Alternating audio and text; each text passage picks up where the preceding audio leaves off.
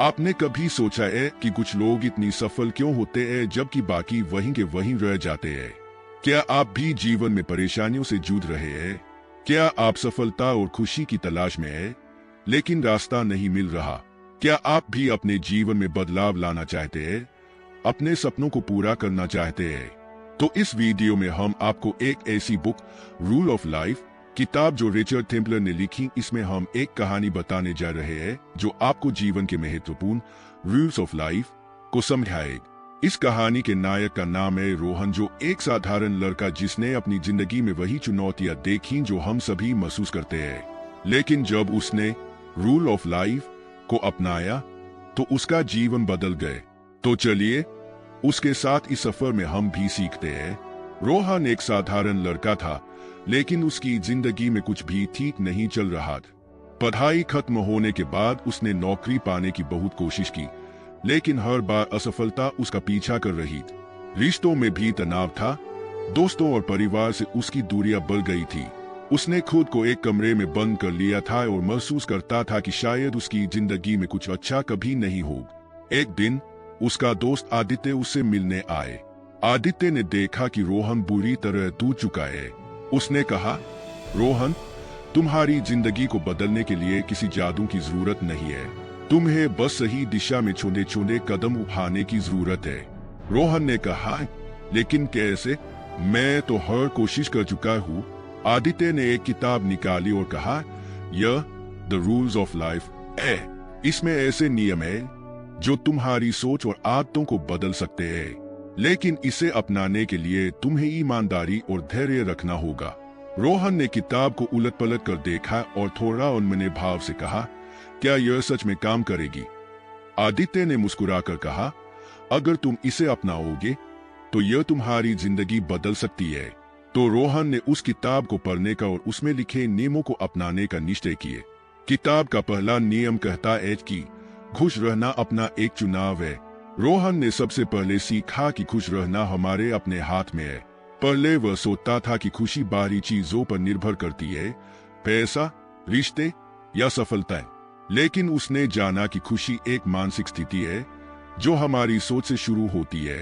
रोहन ने एक आदत डाली, हर सुबह 5 मिनट बैठकर अपनी जिंदगी की छोटी छोटी खुशियों के बारे में सोचना।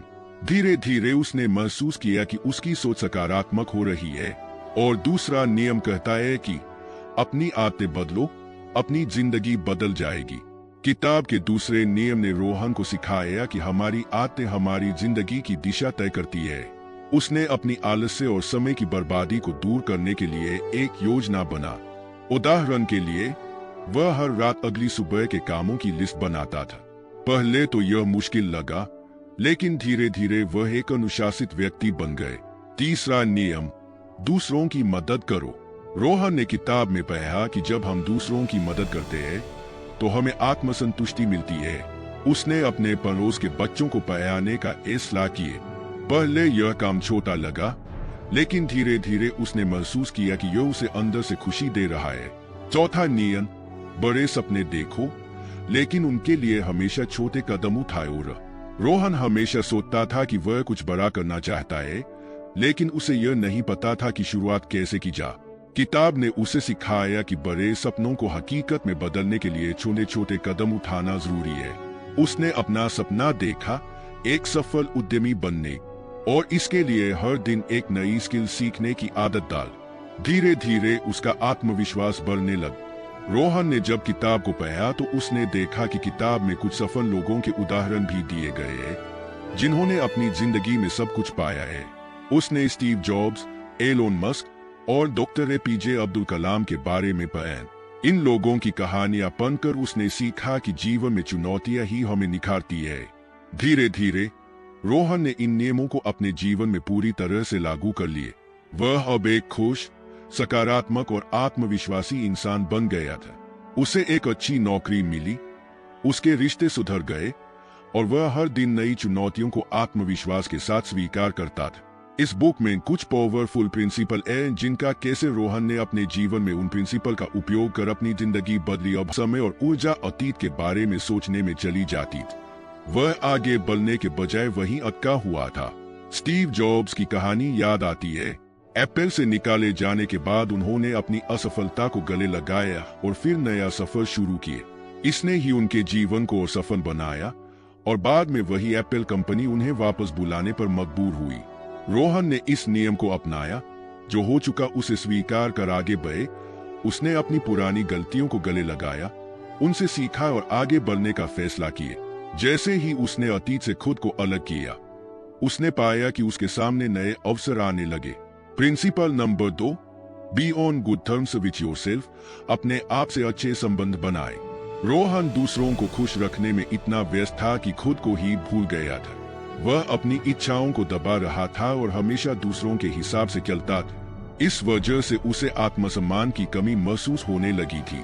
ओपरा विनफ्रे भी अपने जीवन में कठिन समय से गुजरी थी, लेकिन उन्होंने अपने आप को समझा, अपने आप को प्यार करना सीखा और इस वजह से उनकी जिंदगी में आत्मविश्वास आए। इसी आत्मस्वीकृति ने उन्हें आगे बढ़ाया और सफलता दिलाई। रोहन ने भी ये सीखा। उसने अपने आप से प्यार करना शुरू किया, अपनी अच्छाइयों को स्वीकार। जैसे ही उसने खुद के प्रति अपनापन दिखाना शुरू किया, वह अपने आत्मसम्मान को और बढ़ा सका। उसे यह एहसास हुआ कि जब वह खुद से संतुष्ट होगा, तब ही दूसरों के लिए कुछ कर पाएगा। Principle number 3, give more expect less. ज्यादा दें, कम की उम्मीद रखें। रोहन को हमेशा से शिकायत रहती थी कि लोग उसके काम को नहीं सराहते। वह दूसरों से हमेशा कुछ पाने की उम्मीद करता था। इसी वजह से वह दुखी और नाराज महसूस करता था। मदर टेरेसा ने अपना पूरा जीवन दूसरों की सेवा में समर्पित कर दिया, बिना किसी उम्मीद के। उन्होंने हमेशा दूसरों को दिया और इसी दयालुता ने उन्हें महान बनाया।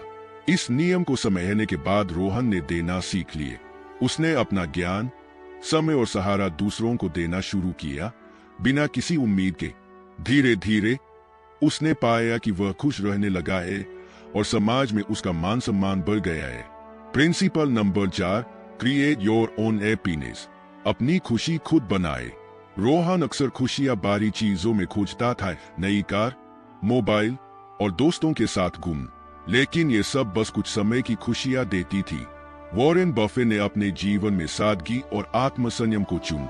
वे हमेशा कहते हैं कि खुशी बाहरी चीजों में नहीं, बल्कि अपने अंदर से आती है। रोहन ने अपने भीतर से खुशी ढूंढनी शुरू की। उसने ध्यान और किताबें पढ़ने का अभ्यास किए।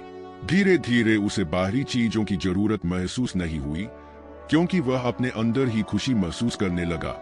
Principle number 5, listen more talk less. ज्यादा सुने, कम बोले। रोहन को अपनी बातों पर ज्यादा ध्यान रहता था और वह दूसरों की बातों को अनसुना कर देता था।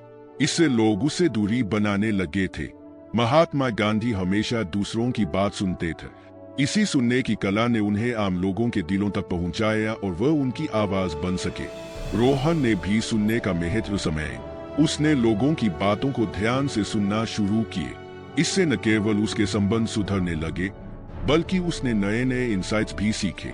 और इस तरह हर नियम को अपनाकर रोहन ने अपनी जिंदगी को बदला।